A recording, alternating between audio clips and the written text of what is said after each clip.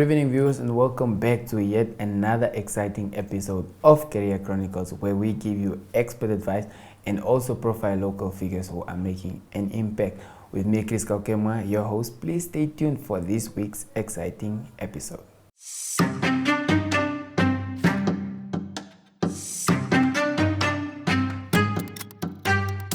Viewers, like I said, welcome back to another exciting episode of Career Chronicles. Today I'm joined here by Lawrence.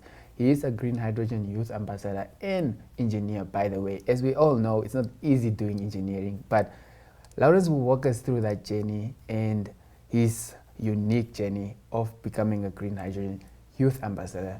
So welcome on the show, Lawrence. My name is Chris. I don't know if you got it, but just to, without wasting time, can you maybe just walk us through the journey of becoming a green hydrogen youth ambassador? Thank you so much, Chris, for having me. I'm much obliged. Yeah. So the journey to becoming a youth ambassador started off with, so this opportunity was initially advertised, just like any other job vacancy, and it was available to the youth. Yeah. So I saw the advert, I applied, and to my surprise, I was shortlisted for an interview, went through an interview, and, you know, got called for training and attended my 5-day training and officially became a youth ambassador. Oh, wow. It's actually inspiring, but I'm keen to know, you know, what sparked the idea of, why did you see yourself there becoming a green hydrogen youth ambassador? I mean, why did you see the relevance of actually being there? So basically, as we all see it right now, Namibia at this pivotal moment of diving into this green hydrogen sector. Yeah. And talks have been ongoing, man. Green hydrogen here and there. So I really wanted to, you know, understand what's happening in this sector. Yeah. Because I personally didn't have an experience or understanding what green hydrogen was. It was just a buzzword to me. Yeah. So when I saw this opportunity, I took it up with both hands. Yeah. I applied and, you know, out of curiosity, I found myself here now, and I can say I'm a youth ambassador, ready to drive and move this industry forward. Okay. Oh, wow. Yes. Without wasting time again, Lawrence, the engineering part now. Tell us about how you became an engineer. Did you always see yourself in that space? I mean, growing up, someone will ask me, how do you want to become? I would say engineer, but it's not easy sticking up to that dream. So talk to us about how you actually just succeeded in this career. So first and foremost, I would say it takes courage, dedication, and commitment. Because initially, when I finished grade 12, I didn't really know what I wanted to do. Yeah. So back home, I have a cousin who did marine engineering. So I decided, okay, this guy's in marine engineering. He's doing so well. Let me also do it. So I went to university at NAST. So when I went there, they told me that marine engineering phased out that year. So I couldn't enroll for it. And then one of the lecturers there advised me, but we have this new course coming in. It's called industrial engineering. Yeah. We can take a look at your grades, do an assessment, and see if you'll be a great fit for it. So he also gave me an overview of what industrial engineering is all about. So I really took it to heart, got an understanding of what it's all about. Yeah. But I wouldn't say it's an unfortunate part, but I had to improve my math because it didn't meet the requirements for that specific course, industrial engineering now. So I did a course called INSTEM, Introduction to Science, Technology, Engineering in Maths. Yeah. That was a one-year course, and I completed it. After that, the following year, I enrolled in industrial engineering, and that's how I became an industrial engineer. So we thank God for all that, you know, the courage and strength, you know. So like I said, it's a unique journey. Exactly. But moving on, is there something that you could have regarded apart from becoming an engineer? Was there another career you would have opted for? Definitely not, because apart from engineering, I didn't see myself doing something else. Yeah. Well, there was a time my dad used to advise me that, or tell me that I can become a lawyer, but I never saw myself in that position. So, yeah. Oh, wow. It's a very unique journey, and I guess it's a dream come true for you. Definitely. But moving on, Lawrence, talk to us about the challenges now you see in the space, you know, they say every career with its hurdles, but yeah, walk us through these challenges day to day, maybe in the engineering space. Maybe was there a day where you felt like, nah, maybe I can't do this, maybe it's not my thing, maybe I was supposed to be a lawyer like my dad was saying. So one of the main challenges I would say is just not a personal challenge though, but Yeah. it's a national challenge, which is youth unemployment. Yeah. So we struggle with jobs, especially with industrial engineering. One challenge I have mainly observed is that the industry is not really aware of what industrial engineers do. Yeah. You understand? So when you apply, okay, they see your CV, they see the little experience you have, knowing that you just recently graduated, and then they take a look at the courses that you have done, and still fail to put you in the right positions. Yeah. So that's a main challenge, and somehow I've tried to, you know, spread awareness, you know, go to my lecturers and say, come on, let's start up maybe an industrial engineering society, just to spread the word out there that we have industrial engineers. These guys are good at optimizing operations, especially now with these upcoming operations, that sectors such as green hydrogen. You know, there are a lot of complex operations which need to run on efficiency, so they need to be optimized, and we are the guys to do that job. Wow. Yeah. Before we now move on with engineering and forget the most important part, which is green hydrogen right now, let me take you back. You spoke that you applied for this position and you put so much effort to be a green hydrogen youth ambassador. So talk to us about the achievements you want to make and the impact you want to leave in this position. So as a green hydrogen youth ambassador, representing Oshikoto region, I don't want my impact to be measured on how many people I've spoken to or talked to, but rather I want my impact to be measured on how many Namibians are actively participating in the sector. We can start off with my immediate community, which is the Oshikoto region. How many people from Oshikoto region are actively participating in the sector? And then also to the entire nation, Namibian nation, how many Namibians do we have in the sector? So I believe that's the impact I would want to see from my end, and also just to one day reflect back and see, okay, wow, Namibia is now a green industry. So I have been there, I've been part of the talks, I've been part of the action, and we are finally here. It's a dream come true. Oh, wow. Yes. You know, there's always this thing when people don't understand something very well, there's stigma around it. So I remember there was a time where people were like totally against green hydrogen, and they were like, no, all of this. But talk to us about that.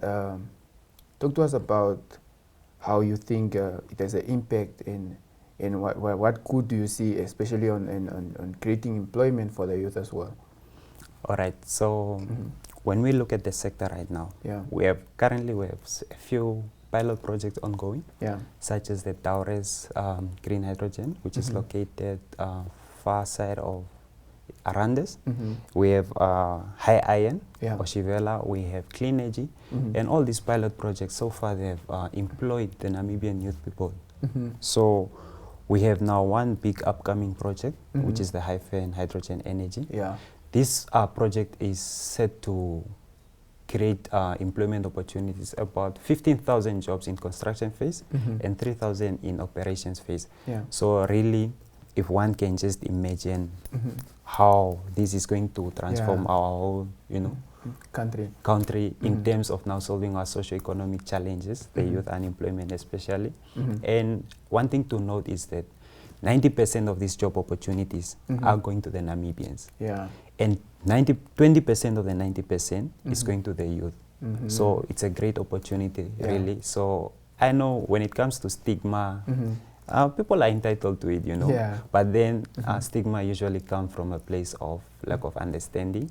So my advice really will just to be, don't keep an open mind, be curious, listen to both sides of the sector, and also just try to gain an understanding of what the sector is really all about, and, you know, gain context of whatever people are saying. Don't really just take in everything.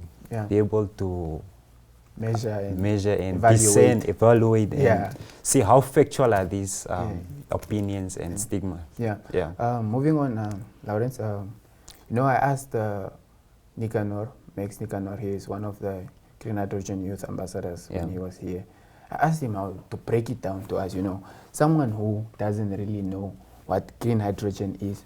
Yeah. He broke this down to us, but he used some kind of science words, and I'm not sure if my viewers understood that. But just in brief, can you perhaps just tell us what green hydrogen is, and just to someone who doesn't have any understanding at all, like me. All right. So green hydrogen is a clean, renewable energy source. Yeah. So the reason why it's called green hydrogen is because the source of electricity or power that is used to produce this green hydrogen, it's renewable. Yeah. It has no carbon emissions. And if you'd allow me to take you through the process of producing green hydrogen. Yeah, I will allow you. We start off first with, we need a source. We need a power source, which is our sun and wind. We need a water source, which in this case will be water from the ocean. Okay. And we pull water from the ocean. We take it through a process called desalination. So this process of desalination is a process of removing impurities from the water. We need pure water for the electrolyzer, which is now the technology used to break down the water into its hydrogen and oxygen. So you start off with desalination, move on to electrolysis. Electrolysis is now the process of producing green hydrogen. Oh, okay. So this process is now powered by the renewable energy. Yeah. It's basically the electrolyzer, the technology which is powered by the renewable energy. And then this technology splits now the hydrogen and oxygen. Yeah. So you have two outlets for the hydrogen and oxygen. The outlet for hydrogen goes to the storage, you store your hydrogen, and the oxygen, you can either let it go to the atmosphere or you store it for some medical usages. But in this case, it's not really what's happening for these projects. They are more focused on green hydrogen. Oh, okay. Yeah. Wow, that was you being an engineer right there. But moving on, Nicanor, looking at people who were now in your space when they were in high school, who wanted to become engineers, and it seemed difficult. Maybe for them not to just shy away from becoming engineers, what advice would you give them, maybe relating to your journey and where you stand right now? So I would say first and foremost, just find your niche. Yeah. Understand what you like. Yeah. Understand what impacts you would love to make to your community or the nation at large. And once you have identified that, put in dedication, commitment, and very important, character. Yeah. You should have this character to say, I'll be doing things in the right way, and just be curious, man, and eager to learn, never stop learning. Yeah. Okay, thank you very much, Lawrence. Thank you so much, Chris. That was it. I loved it very much, and you gave us some very difficult words like electrolysis. But thank you very much for giving your best on Career Chronicles. Yeah. We hope to see you doing the most again, and we hope to hear from you very soon as well. Definitely. Okay. Thank you. That was it, viewers. Lawrence sharing his Green Hydrogen Youth Ambassador journey with us, and also him being an engineer. Life is unpredictable, and one needs to be protected against any eventuality. Get Santam legal access from as little as 50 Namibian dollars a month for when you find yourself in need of legal representation due to civil cases, criminal prosecution, and family matters such as divorce, child maintenance, and custody. It also covers labor disputes, disciplinary hearings, and unfair dismissal or retrenchment. With Santam Legal Access, you'll receive free legal advice on almost every legal aspect, whether the specific matter is covered by your policy or not. For true peace of mind and legal protection when you need it most, call us on 061 292 8000. Santam. This is freedom.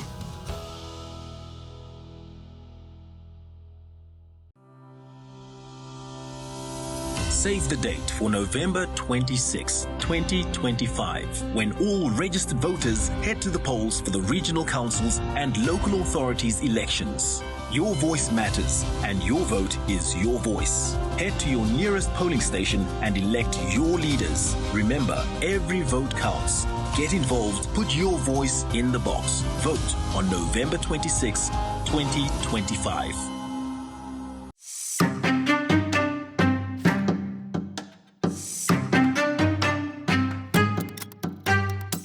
In Namibia, my name is Peso Zamoena, and this is my story. So me and Simon met during my final year of grade 12 at Hans Daniel Namhia Secondary School. We are both in matric, so we are in camping during that time where we were discussing about different business ideas we could go into in the future. So we both had dreams to become businessmen, we just didn't know how. So we are talking about different, we're talking about logistics, we're talking about different things we can go into in the future. So we stayed in touch for all those years, became close friends. Then during our recent years, this is where we discussed about starting our own company, Zero Two Property and Construction. Well, I wanted to start a business idea, but I didn't know how and I didn't know what. Initially, I wanted to go into construction, but I didn't have the funds to go into construction, so I opted for a cheaper option. I started doing more investigation, started looking into more things, started asking for more advice, but the more I did, the more I became clueless. So I hopped on the internet, started putting in different things on the internet. I started doing research in other countries and what they are doing. I bumped into some few ideas, interesting ones, but once took out for me. I bumped into a special machine, which caught my interest, and I checked in our market and I saw that there's nothing like this in our market, and this could be a very good change for Namibia and for us to hop onto and show that the world is advancing into technology now, and these are the new ways we can opt to fasten our processes. So the S-spray machine came to my mind, and I saw it and it was being efficient. So I introduced to my business partner, Simon Nambadi. We looked at it, we did our calculations, we did our researches, we spoke about it more, and we decided to go into it. And that's how it came about. I'm currently pursuing my bachelor's in business administration at Stadio. This journey started back in primary, where I started my primary at Ondangwa Prof Pre-Primary School. From grade 1, from pre-primary to grade 4. Then I moved to Heroes, from Heroes Private School from grade 5 to grade 7, before heading to high school, grade 8 to grade 11, then moving to Hans Daniel for my final year, grade 12. This is where I met Simon Nambadi, my business partner, and the co-founder of Zero Two Property and Construction. So I choose Zero Two Property and Construction. Our results talk for themselves. We are very fast and efficient.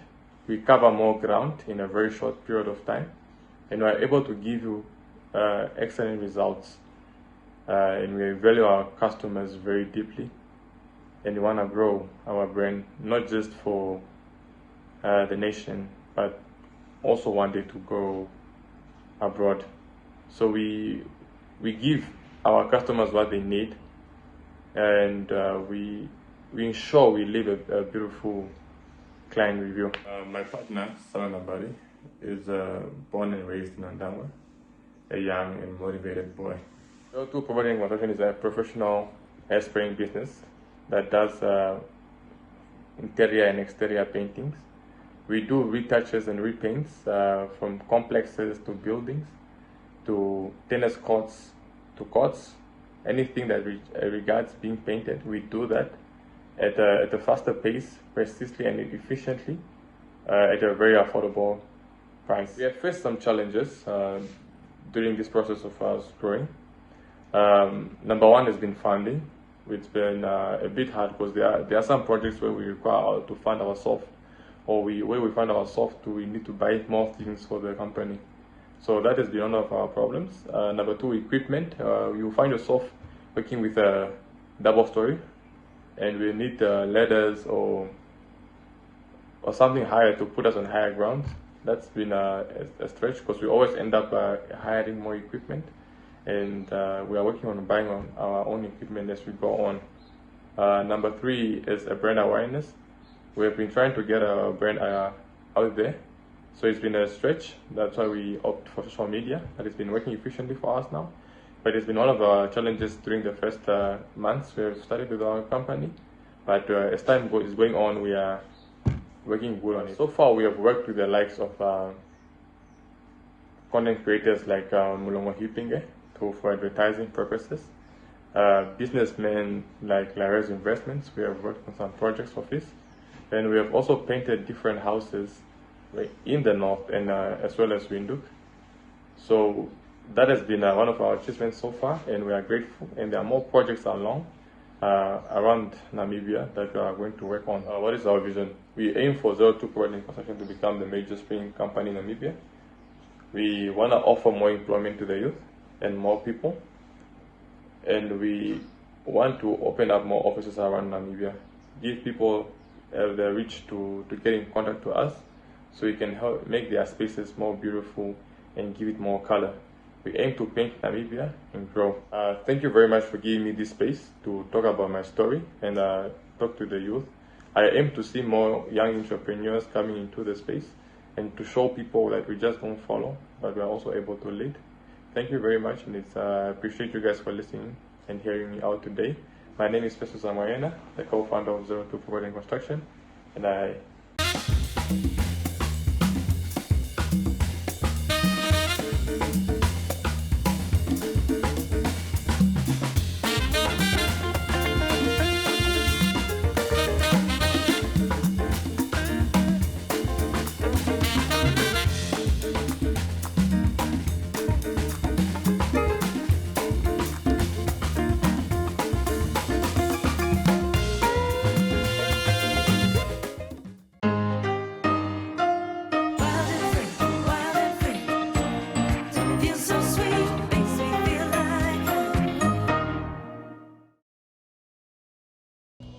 Life is unpredictable and one needs to be protected against any eventuality.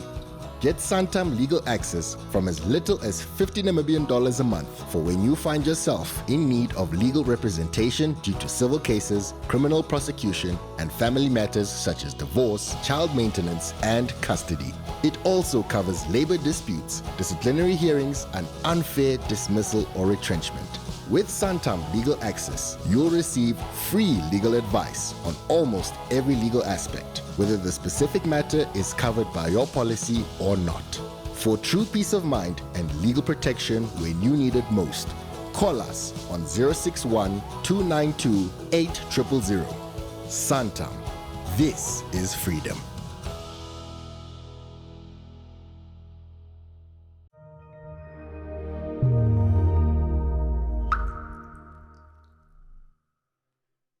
Well, there you have it, viewers. That was it from this week's exciting episode with me, Chris Kaukema. Please stay tuned for next week's episode of Career Chronicles, where we give you expert advice and also profile local figures who are making an impact. From me, your host, it's bye-bye.